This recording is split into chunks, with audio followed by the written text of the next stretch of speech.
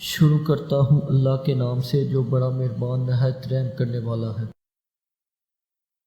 آپ صلی اللہ علیہ وآلہ وسلم نے وحی کے رک جانے کے زمانے کے حالات بیان فرماتے ہوئے کہا کہ ایک روز میں چلا جا رہا تھا کہ اچانک میں نے آسمان کی طرف ایک آواز سنی اور میں نے اپنا سر آسمان کی طرف اٹھایا، کیا دیکھتا ہوں کہ وہی فرشتہ جو میرے پاس غار حرا میں آیا تھا وہ آسمان و زمین کے بیچ میں ایک کرسی پر بیٹھا ہوا ہے۔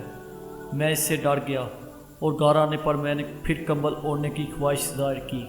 مزید اسلامک ویڈیو دیکھنے کے لیے چینل کو سبسکرائب کر دیں اور بیل آئیکن پہ کلک کریں۔ اس وقت اللہ پاک کی طرف سے یہ آیت نازل ہوئی ہے، لا فور کر لیٹنے والے اٹھ کھڑا ہو اور لوگوں کو عذاب الہی سے ڈرا اور اپنے رب کی برائی بیان کر اور اپنے کپڑوں کو پاک صاف رکھ اور گندگی سے دور رہ۔ اس کے بعد وہی تیزی کے ساتھ در پہ آنے لگی۔